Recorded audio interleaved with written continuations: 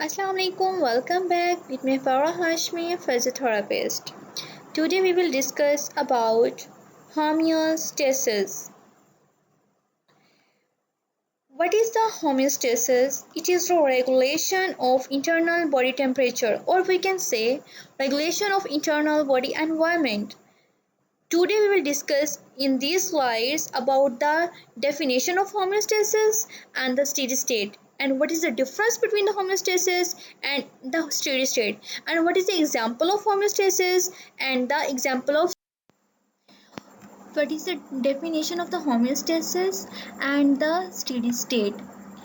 Homeostasis is defined as a maintenance of a constant internal environment or the constant internal body temperature.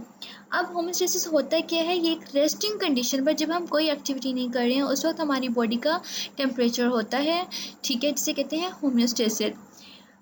अगर हम exertion की बात करें, exertional activity की या फिर एक्सरसाइज की, जब हम एक्सरसाइज कर रहे होते हैं उस वक्त हमारा जो बॉडी टेम्परेचर है, हमारा पल्स रेट है, हमारा हार्ट रेट है, ये एक रेस्टिंग वैल्यू से लेकर एक थोड़ा सा इसकी स्पीड जो है हार्ट रेट की, पल्स रेट की, वो इंक्रीज हो जाती है, बॉडी टेम्परेचर ज़्यादा हो जाता है। ज़्यादा होने के बाद एक स्टेडी स्टेट, एक अनचेंजिंग लेवल, एक मुस्तकिल लेवल जो है वो अचीव हो जाता है और वो फिर चेंज नहीं होता, वो मुस्तकिल होता है, उसे कहते हैं steady state. In contrast, a steady state doesn't mean that a physiological variable in question is changing.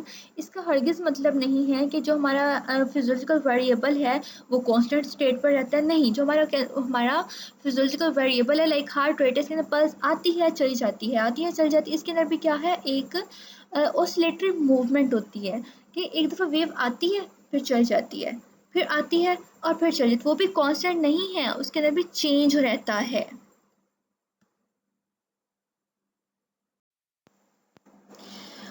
What is the example of the homeostasis and the steady state? The body temperature during exercise, called body temperature during 60 minutes of the constant load, the maximal exercise, is a thermoneutral environment. In a thermoneutral environment, उसे कहते हैं ना बहुत ज़्यादा गर्मी और ना ही बहुत ज़्यादा सर्दी के environment को कहते हैं thermoneutral environment। अब होता क्या है कि इस दौरान जो कोर टेम्परेचर होता है of the body reaches a new and the steady state but the temperature is constant. Resting condition में हमारा 37 सेल्सियस जो है बॉडी टेम्परेचर होता है। जब आप एक्सरसाइज स्टार्ट करते हैं तो थोड़ा सा अप लाइक इंक्रीज होने लग जाता है, ज़्यादा होने लग जाता है।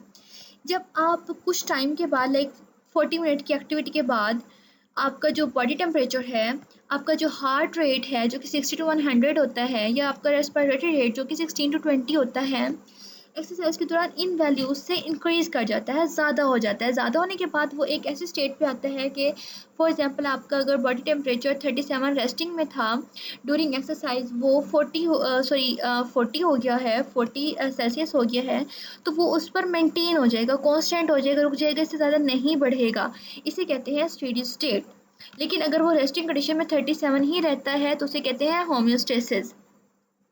जिस्म का बुनियादी दर्जा हरारत एक नई और मुस्तहकम हालत में पहुंच जाता है, लेकिन दर्जा हरारत मुस्तकिल रहता है। जैसे कि मैंने बताया, अगर 37 रेस्टिंग में था तो एक्सरसाइज के दौरान वो अगर 40 हो जाता है 40 मिनट की एक्टिविटी के बाद, तो वो 40 ही रहेगा, इससे ज़्यादा नहीं बढ़ेगा, उसे कहते हैं स्टेडी स्टेट।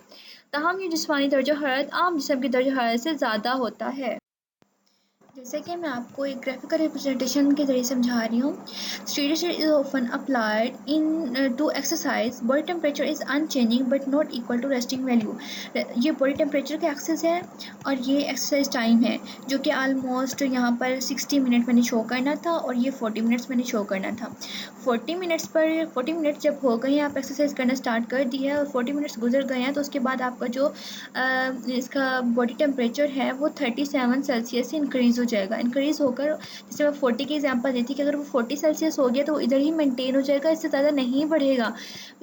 60 मिनट जब आप एक्टिविटी करेंगे तो उस वक्त ये कॉन्स्टेंट हो जाएगी, ये वैल्यू, इसे कहते हैं स्टेडी स्टेट।